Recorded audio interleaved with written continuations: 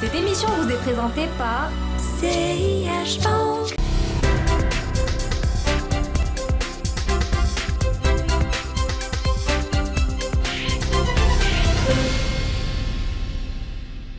Bonjour, bienvenue dans ce nouveau numéro de l'Hebdo des marchés. Cette semaine, nous vous proposons un reportage concocté par la rédaction de Bourse News concernant la stratégie des banques marocaines à l'international. Où en sont-elles dans leur stratégie? Cette stratégie comporte-t-elle des risques? Smaïl Douiri, directeur général du groupe Tijari Wafa Bank, ainsi que Hassan Bsari, responsable des risques chez le groupe Banque Populaire, répondront à nos questions. حصريا عند سياش بنك كود 30 أول حساب مجاني لجميع الشباب أقل من 30 سنة. CIH Bank. La banque de demain, dès aujourd'hui. Quel bilan, quels risques et quelles opportunités pour nos banques à l'international? Le sujet a fait débat récemment à Casablanca et 2 des 3 banques marocaines désormais considérées internationales y étaient présentes. Il s'agit du groupe Tijari Wafa Bank à travers son directeur général Smaïl Douiri et le groupe Banque Populaire représenté par Hassan Bsari, directeur général en charge des risques pour le groupe. Écoutons-les d'abord concernant le bilan 2015 de leurs activités à l'international. Durant l'année 2015, les banques de nos filiales en Afrique subsaharienne continuent à apporter leur contribution à notre produit net bancaire, mais également à notre résultat net. Nous sommes dans une tendance positive pour justement que cette contribution soit encore plus développée.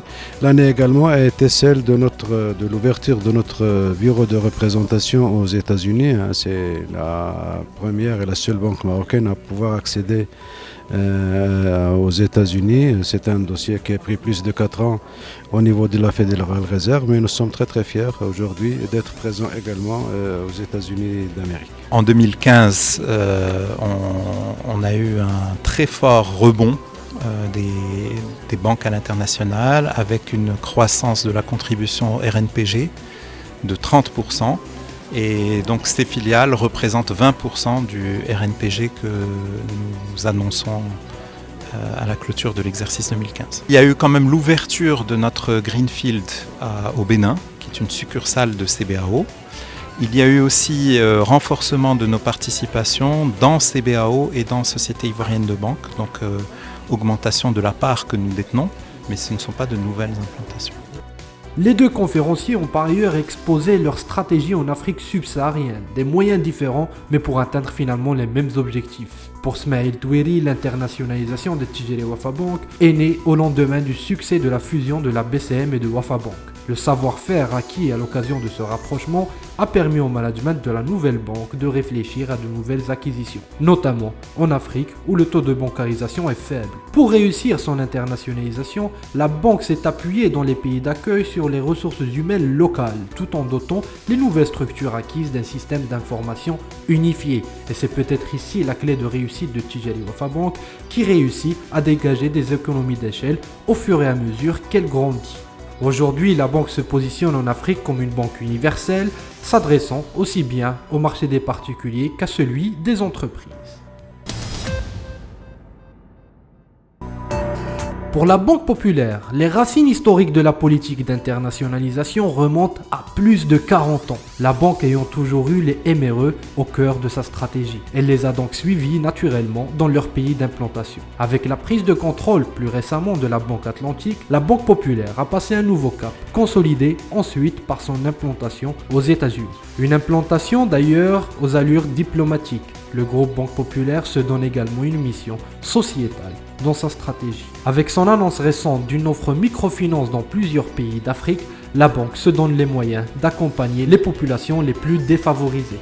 À terme, ce sont plus d'une dizaine de pays qui auront accès à ce type de produit. Nous avons d'ailleurs demandé aux 2 banquiers si leur stratégie n'est pas risquée, conformément au rapport de la Banque centrale paru en 2014 qui préconisait un ralentissement de l'expansion en Afrique subsaharienne. Je ne sais pas si c'est aussi simple que ça. Je pense que la Banque centrale travaille en partenariat très rapproché avec l'ensemble des banques.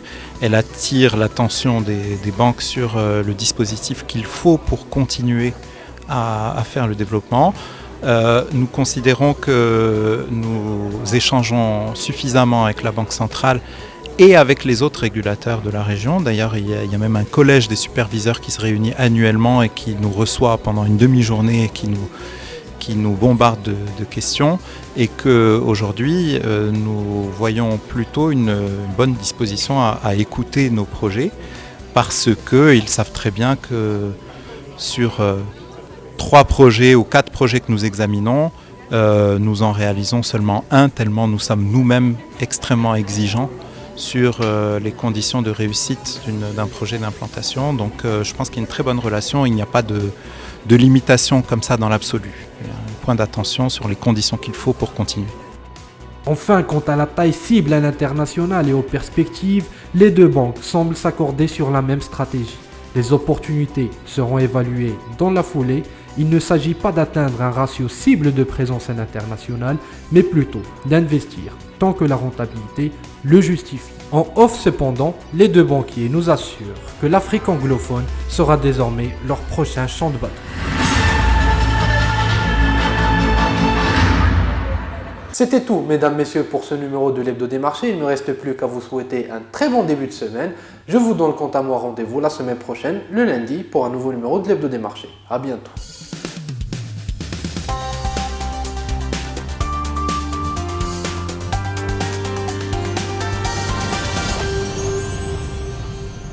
Cette émission vous a été présentée par CIH Bank.